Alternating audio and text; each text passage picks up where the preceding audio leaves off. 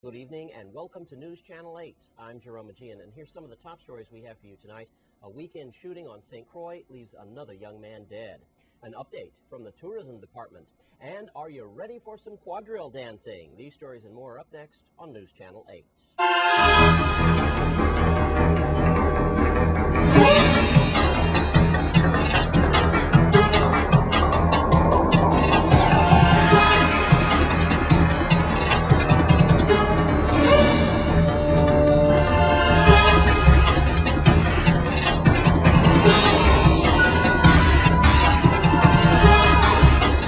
In our top story tonight, tragedy struck over the weekend on St. Croix as a 20-year-old was shot and killed in the Princess area on Saturday morning.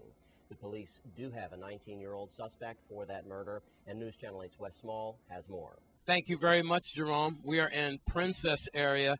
Here's what we know. It was 10 o'clock in the morning on Saturday when most people are watching cartoons or shopping, and it's a nice day to wash a car.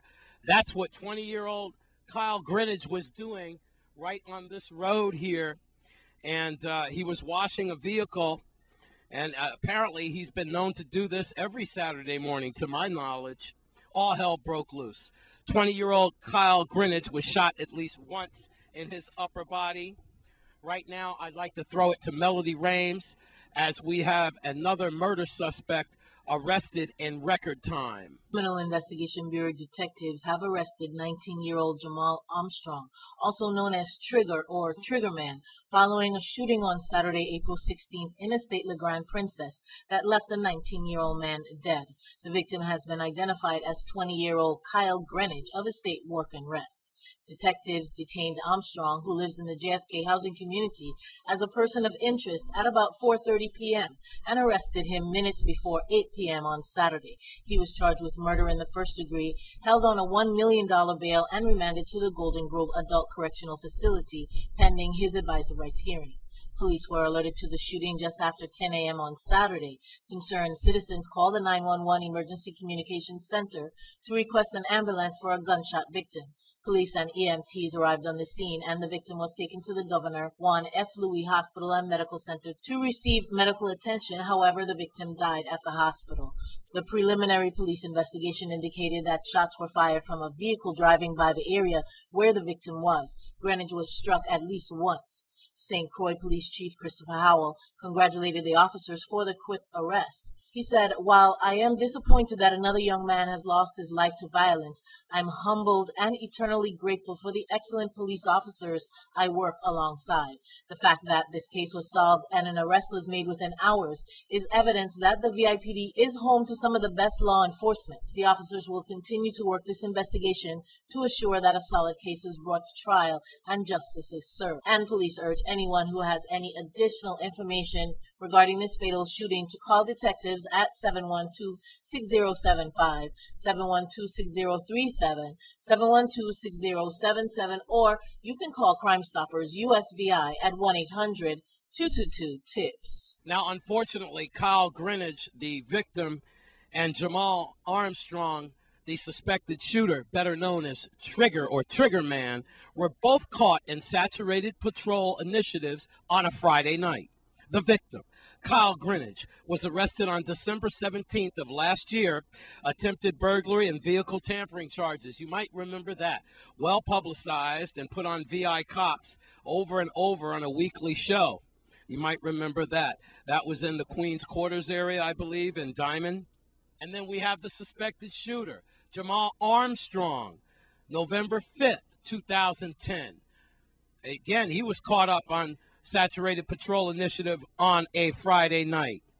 This time, they found a BB gun, a .38 weapon, and also some marijuana. You might remember that. That's when the VIPD rolled in JFK housing community around 11:30 at midnight that Friday night and found several young men, including a minor, gambling. Then Jamal was charged with unauthorized possession of a firearm. His bail was $25,000. Well, now Jamal Armstrong's bail is $1 million. So now you have both saturated patrol graduates, so to speak, but they don't get to walk down the aisle, unfortunately. One is gone forever, and the other young man looking at his life behind bars forever. What a tragedy over the weekend. Again, what is happening to our young black men in our territory? In Princess, I'm Wes Small for News Channel 8. Thanks, Wes. And in other news, the Department of Tourism has an update for us. Let's take a look with Assistant Tourism Commissioner Brad Nugent. The Department of Tourism, we're very pleased with how this cruise ship season has been going so far. But as you know, it's April and we're going into the warmer months out of the year. So that's when we recognize the end of the normal cruise ship season. But fortunately for us, we've been able to work out a deal to have cruise ships coming in throughout the entire summer, leading into the start of the new cruise ship season, which starts up around October of this year. What you're seeing in the background is the cruise ship Serenade from the Royal Caribbean. It's been one of our more consistent ships that have been coming today, and we have a lot of the guests out. And not only, unlike in the past where we would have cruise ships just on the weekend, of course you're seeing we have a cruise ship on Monday. We also had a cruise ship yesterday as well. So this season has been really robust. Our cruise ship this season, since we started about 2008, has increased exponentially every year. The challenge that we're going to be having going into the next cruise ship season is making sure that we keep our promise that St. Croix is a destination of choice, and more importantly, your port of solace. One of the things that we're going to be looking at going into the cruise ship season for this year is to ensure that we have more small businesses that are developed to cater to our guests. One of the things that the department is trying to do is to share with the locals here that, you know, there's an opportunity to be made with all these tourists. What we're going to be needing going in is this. We need to have more tours. We need to have folks coming from the community and starting jet ski businesses, kayaks, coming out with more historical tours. One of the successes that we've seen is that folks are coming here and they pay to walk around to learn about Christiansted. What does Christiansted mean? Who was King Frederick? Why is there a Fort Frederick? So if there's anything that I want to impart in terms of lessons learned this year, is that we need to encourage more small businesses to take advantage of the cruise ships. I think we have turned the corner. St. Croix has turned the corner in demonstrating when you come to our home, we can be great hosts to our guests. So what I want to say is that I'm pleased with how this cruise ship season is wrapping up, and we look forward to this coming October. Thanks, Brad Nugent.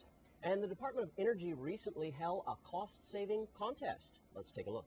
Hi, I'm Tom Buchanan with the Energy Office, and I'm here to talk about one of the grants that we've awarded. We awarded 20 grants for $50,000 as a result of the ARA funds, American Recovery and Reinvestment Act funds. And really happy about this grant. This grant's for education, probably one of the most important parts of our programs. We got to educate the people about energy efficiency, energy uses, and how to cut down their WAPA bill, which everybody knows right now is a very important thing to do. I'm Eileen Garner, and I'm the director of the University of the Virgin Islands Community Engagement and Lifelong Learning Center. And I don't know all about it because my staff member, Miss Kathleen Davison, has been the person who has been implementing the grant. However, I'd just like to say that we are very happy to be a part of this initiative. This initiative is really important. We're trying to reduce our fossil fuel energy by a very aggressive amount by 2025.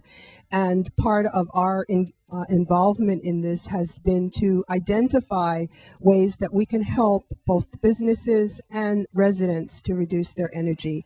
As a part of that, we did a survey, and I'm very, very happy to have the winner of the survey here with us today. And before I congratulate her, I certainly want to thank her. It is extremely important to have everybody involved in this initiative if it's going to work. We have the policy teams, we have the people that are talking about what kinds of things we need to do, the planning teams, but the most important team are the people that are going to implement those initiatives that will help us to get to where we need to be by 2025. So I'd like to have Ms. Dublin come up. And Ms. Dublin, on behalf of the University of the Virgin Islands Community Engagement and Lifelong Learning Center. I'd like to present you with a little small token of our appreciation for all that you have done to help us out with this energy survey.